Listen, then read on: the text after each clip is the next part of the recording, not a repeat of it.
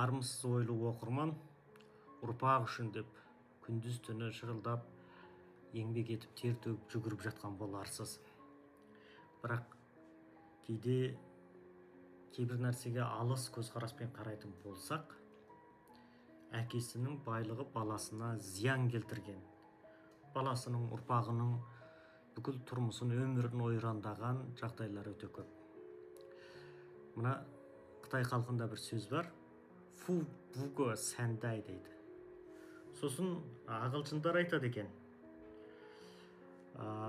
clogs to clogs in 3 generation дейді. Жалпы әкесі бай болып, баласы құрғол қарап отыратын болса, немересі тақыр кедей болады дейді жапондықтар.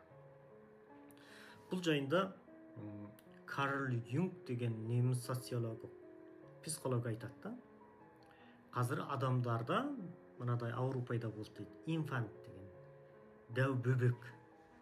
30, 40, 50 жасқа келсе де өзін мойнына ешқандай жауапкершілік арқалағысы келмейтін адамдар. Кейде өмірде кездесіп жатады ғой, үйленгім келмейді дейтін. Осының ар жағында не тұр? Жауапкершілікті мойнына алмау тұр. Кейде ішкені алдында, ішпегені артында болған тұрмыс көп жастарымызды өте бойкүйез, өте жауапкершілікті арқаламайтын деңгейге түсірді. Енді осыдан қандай қоғамдық мәселелер туындап жатыр? Және де бизнес тренер Фото Шефер айтады да, 70% бай отбасылардың байлығы негізінен кейін ұрпақтары жағынан жоқ болады. Тек 30% байлар ғана текті әулет саналып, ұрпақтан ұрпаққа өзінің дәулетін жалғастыра алады екен. Мұны халқымыз ежелдің ең күнінде білген сияқты да, атаның малы балаға мал болмайды деп тұжырымдайды. Сосын не болады? Дүбірлетіп ас береді. Ақымақ емес қой, бұрынғы байларда сондай бір атақ құмар, сондай бір дүниесін көрсеткісі келетін болып туылған жоқ. Бірақ олар не? Олар сол философияны ұстанды. Менің байлығым өте көп қалса, ертеңгі күні баламның басына бәле болады, қасірет әкеледі, немесе оған қызығатын, көз алартатын адам көбейеді. Ағайын арасында сондай бір дау-жанжал немесе барымта қарымта көбейеді деп, қандай үлкен ас беріп, солай өзінің соңғы бір тұяқ серпер ретінде байлығын шашып отырып, және елге таратып отырып, сондай тоймен, сондай дәстүрмен аяқтастырған, солай нүкте қойып тастаған да. Десе де, адамзат тарихына қарап отырсақ, сол байлық үш атадан аспайды деген қағиданы өзгерткен адамдар да бар екен да. Соның бірі адамзат тарихындағы алғаш миллиардер кім еді? Ол Рокфеллер деген адам. Енді Рокфеллердің бүгінге дейін аты жетуінің бір себебі, ол тек қана миллиардер болған жоқ.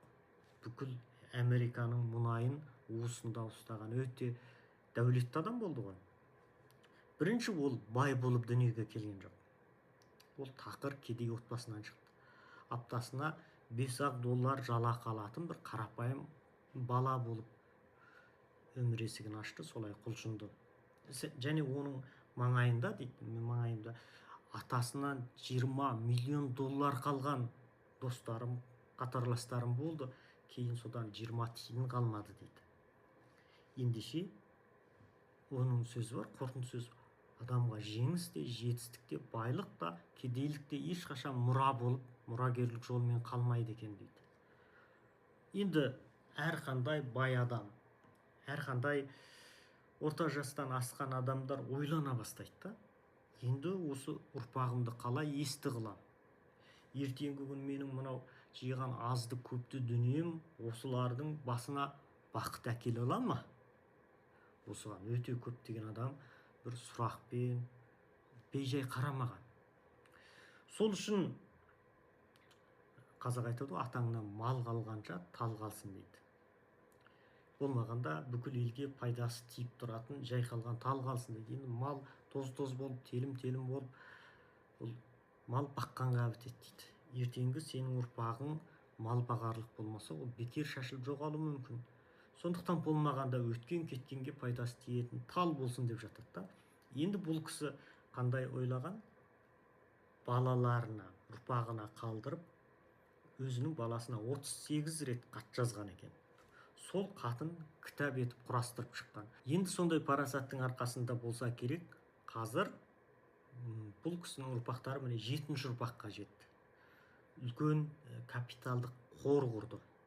Жаңа Рокфеллер Транс фонд дейді. Фонд құрып, сол 200 отбасы қазір ұрпақтары 7-ші ұрпаққа дейін берекелі түрде, және де 10-15 миллиардтық деңгейде үлкен айналымы бар бір үлкен қаржылық групп болып өмір сүріп жатыр. Байлығын, береке бірлігін жоғалтқан жоқ.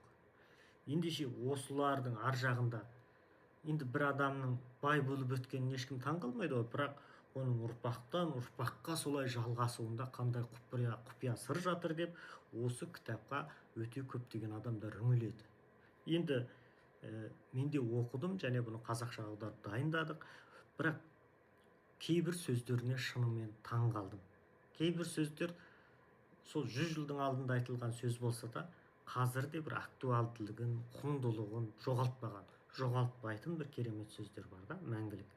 Байқадық қой, 70% отбасы өзінің байлығын жоғалтады. Тіпті 2-ші ұрпаққа жетпей қалуы мүмкін да. 3 ұрпақ түгіл, 2-ші өзінің басынан аспай қалуы мүмкін. Оған бір себеп не болады деген дейді. Жаңағы психологиялық тұрғыдан талдау жасақ, баланы дайын асқа тік қасық қылып үйретеді. Ол дайын байлықтың үстінен топ ете түседі. Ақша табуға емес, ақша шашуға бейім болады да. Сондықтан бұл еңбекті құрметтемеу, нанның қадірін білмеу, жауапкершілік арқалай білмеу, үлкен инфант адамдар, жасы үлкен болса да өзін жас санайтын, өзін басқалар өзек етуі керекті болып сезінетін жағдайға, стратегия құра алмайтын, еңбек ете алмайтын, үнемі бір сондай дәу бала болып өмір сүретін, кәрі бала болып өмір сүретін сондай деңгейге түсіріп тастайды екен. Сол үшін айтады да, тәрбие ең үлкен капитал дейді. Біз көбінде оқуға мән береміз. Оқу және оқу дейміз. Оқыған дұрыс, бірақ тәрбиесіз берілген білім адамзаттың қас жауы дейді Әл-Фараби бабамыз. Ендеше тәрбие деген не нәрсе? Тәрбие деген ол осы Рокфеллер атты бай қалай жүргізді? Бұл балаларына сүрініп көруге, жығылып көруге, бәріне де мүмкіндік берді. Ол балаларын еш уақыт қорғап қалған жоқ. Мынадай бір әңгімесі есімде. Үлкен ұлы бір компания құрып, енді біраз зиян шегіп, $1 миллион ма сондай зиянмен күйреуге шақ қалып тұрады да. Сосын әкесінен келіп көмек сұрайды. Миллиардер бай әкесі бар ғой, бірақ ол еш уақыт оған көмек бермейді. Сөйтіп, оның компаниясы күйреп жоқ болады. Күйзеліске түседі. Сосын Рокфеллердің көмекшілері сұрайды: сіз соншама байлығыңыз бола тұрып, не үшін сол ұлыңызды бір қолдай салмайсыз, демей салмайсыз дегенде, Рокфеллер айтқан екен: ол күйреудің дәмін сезу керек. Күйреп көрмеген жігіт, орнынан тұрмаған жігіт емес деп. Бұл не? Бұл оқытылмайтын, бірақ тәрбие арқылы бойға сіңіруге болатын құндылықтар. Баланы еңбекке, жауапкершілікке, үнемшілдікке өзіміз тәрбиелейміз. Енді осы Рокфеллердің ұлына жазған 38 хатының ішінде маған әсер еткен кейбір сөз сөйлемдер бар. Соны сіздермен бөлісе кетейін. Өзіңе сен дейді, бірақ өзіңді тым жоғары санама дейді. Рокфеллер үшін қарттық жаспен өлшенбейді екен. Ол үшін қарттық үйренумен өлшенеді екен. Кім үйренуін тоқтатса, ол шынайы қартая бастаған адам деп қарайды екен. Егер дейді, қолымнан келмейді деп қарасаң, ол сенікі дұрыс дейді.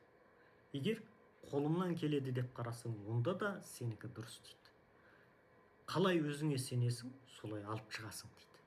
Көп адам қазір денесін шынықтыруға қатты мән береді ғой, бірақ рухи жан дүниесін шынықтыра бермейді. Рухыңды шынықтыр деген не? Біреуден сөгіс алсаң сынып қалмауға, біреуден мақтау естісең мардамсып кетпеуге, тек қана бір қалыпты жан дүниені сақтауға, ерте қартаймауға, үйренуден, қоғамнан қалып қоймауға адамның рухани дүниесін дайындап жүру. Адам рухани жақтан тыныш және ілгерілейтін болып дайындалу өте маңызды. Рокфеллер айтады, жұмақ және тозақ туралы айтады. Егер дейді, істеп жатқан жұмысыңа содан ләззат алсаң, рахат алсаң, онда бұл дүние саған жұмақ дейді.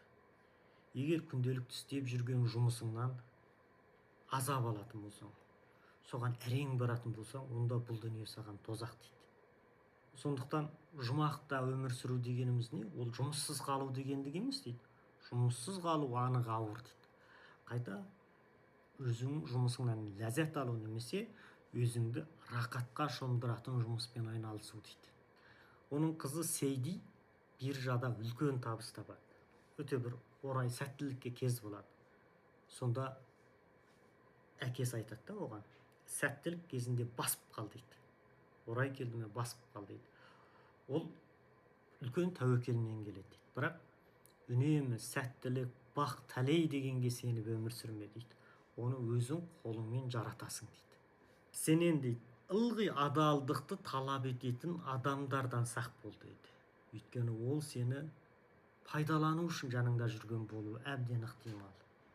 Жауыңды алдауыңа болады, бірақ өзіңді алдауыңа болмайды дейді. Өзіңді алдау деген не?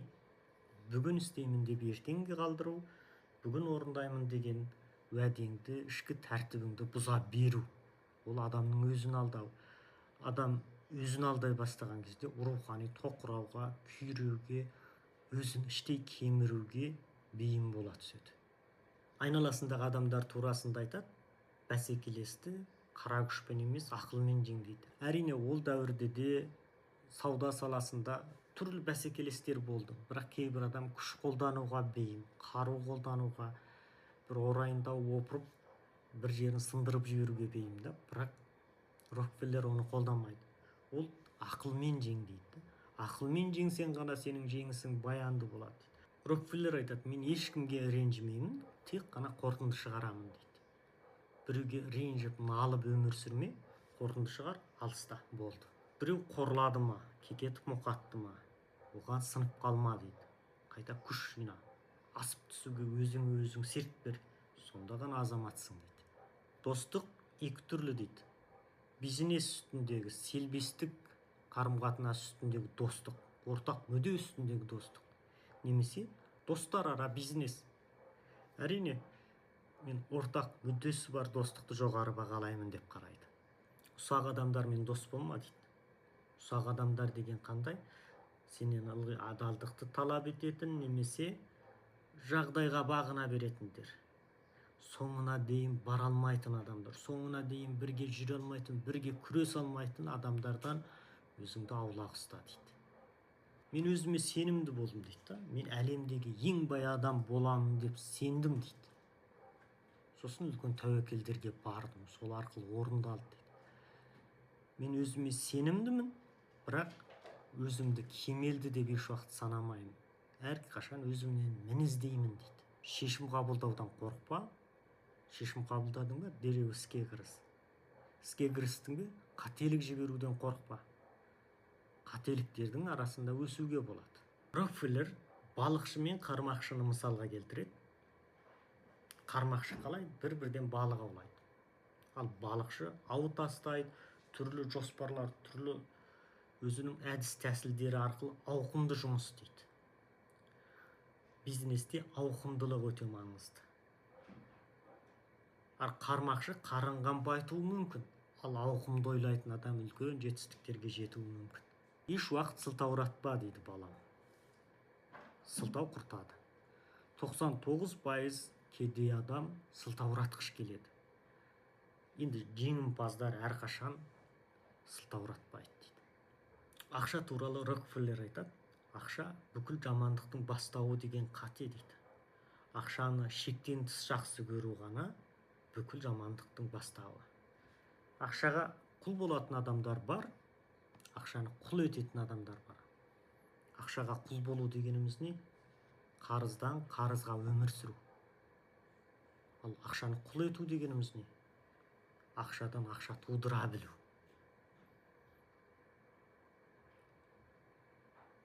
Егер кімде-кім күні бойы жұмыс істейтін болса, оның жалпы ақша табуға уақыты жоқ дейді. Ақша табу еңбекпен емес, мимен, ойланумен келеді дейді Рокфеллер. Сондықтан ақша дейді, бұл құл дейді.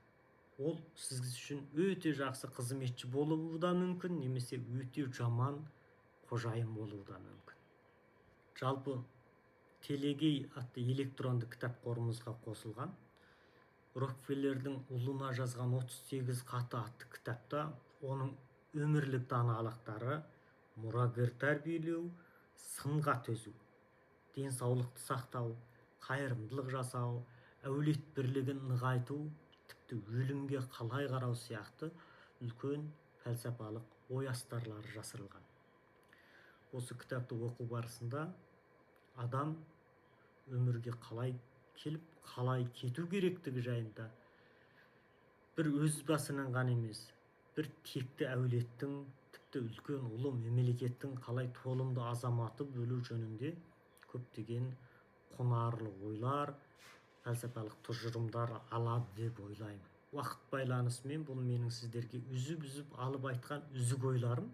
Кітаптың толығын оқып шығу тіпті де үлкен құнды құнарлы ойлар сыйлайды.